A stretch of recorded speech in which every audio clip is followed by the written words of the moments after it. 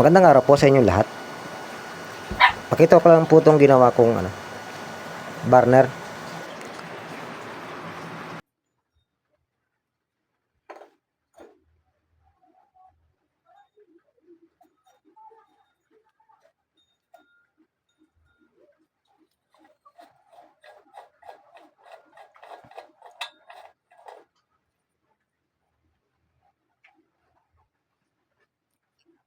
Ayan mga boss, ang burner na medyo magastos. Nipple. Coupling na may reducer. 1/2, 3/4. Sa taas. End cap. Butas po niyan, ganun pa rin mga boss. Oil distractor, 4. Tapos, 2mm. 4 din. Tapos, 4 pa rin yung pangatlong layer. Pang-apat na layer, 4. 1.5. Mon, saan punta? Kunin mo ngayon. Nagbablog ako. Yaso. Ito mga boss, 4. 1.5 po yan. Yung pang-apat na layer na yan. Tapos dito, 12. Mga boss.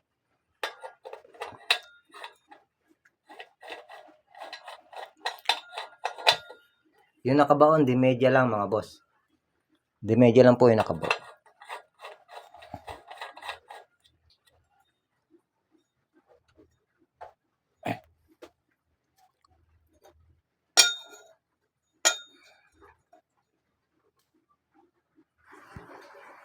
Ngayon po gamitan po natin mga boss ng ang paapoy na diretso preheat na po mga boss. Ano po yan? Gasolina na may halong crudo. Crudo na may halong gasolina. Parehas na dami. Pero sabi naman nung iba, kahit langis lang, pwede na. Haluan lang ng konting gasolina. Kahit konti lang. Yan po parehas na dami. Yan, gamit po ako ng lighter na mahaba. Nakakagulat mga boss. Dapat sanay din pala kayo.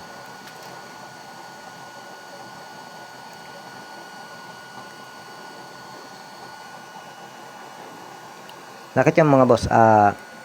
Yan po ay gasolina at saka crudo. Preheat pa lang po yan. Pag mauubos na, saka po natin dadagdagan ng langis. Makita nyo blue na blue yan. Ay kasi gasolina at saka crudo. Pero yan po hindi nalalayo sa langis na pinag-change oilan na gamit ko. Ganyan din po halos ang apoy. Pagkaubos po niyan, lalagyan po natin ng langis.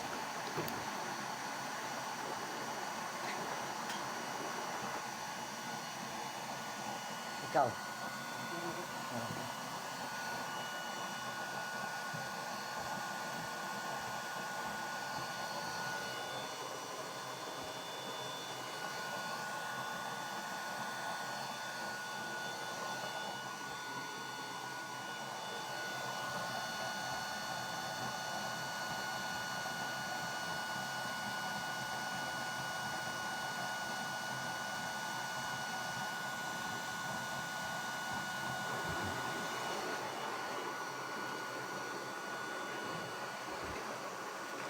Yan po, paubos na po yung langis. Lagyan po natin ng pinag-change oilan. Makikita nyo, nagliyab yung galon mga boss. Yun po kasi ang pinaglagyan ko ng gasolina bago ko isinalin doon sa crudo. Siguro may natira mga boss. Kaya ang ginawa ko po dyan ay ginamitan ko na lang po ng ibang lagayan. Nilagyan ko po ng langis. Mag-preheat po ulit tayo. Medyo marami langis po nalagay ko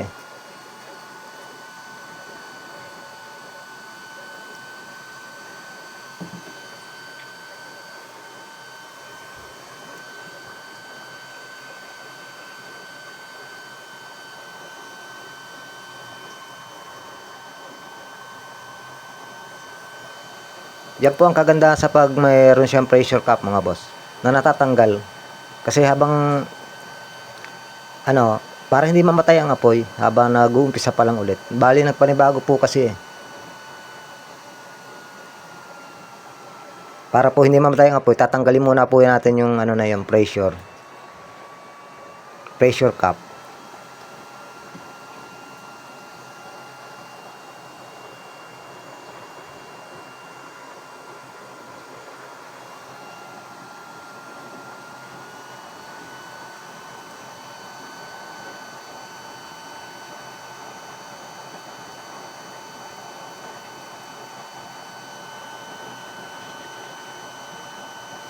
Ito po ay kahit medyo magastos yung burner natin sulit naman po. Maganda po ang kanilabasan ng apoy niya.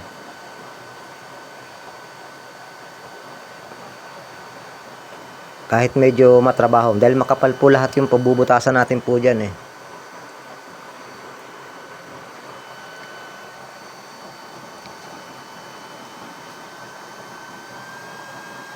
Ang papansin nyo nagbubuga-buga kasi maraming langis at saka di pa mainit masyado chamber.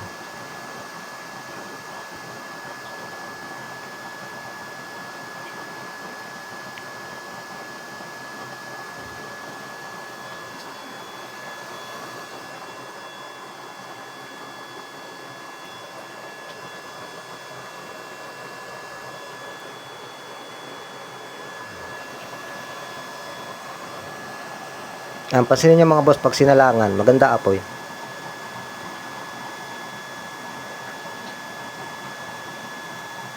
Mataas ang mataas ang sirit ng apoy niya. Para ding may ribbit mga boss.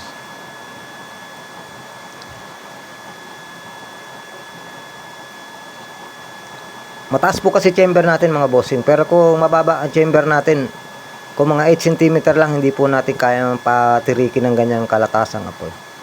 Mahigit 4 pulgada po ang chamber natin, 4 and 1/4.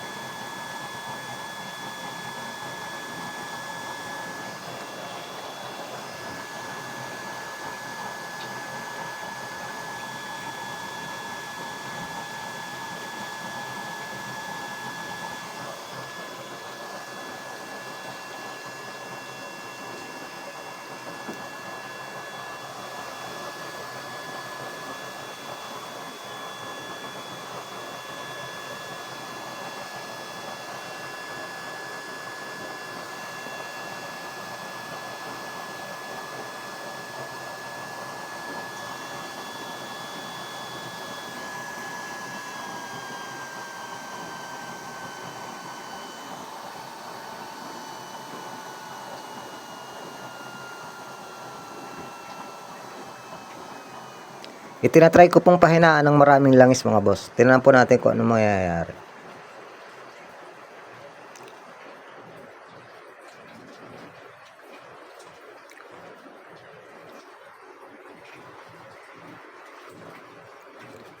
Yan po ang on. Marami pa pong langis kaya ganyan po madilaw. Lagyan po natin ng konting hangin lang.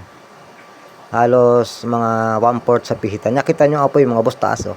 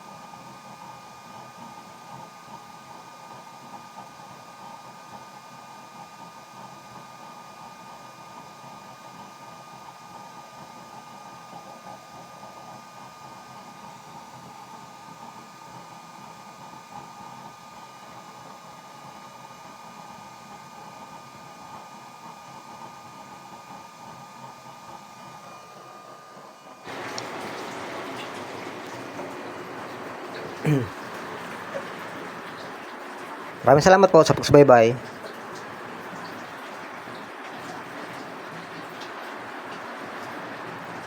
Yan po, pag wala ng langis, pagkokonti na.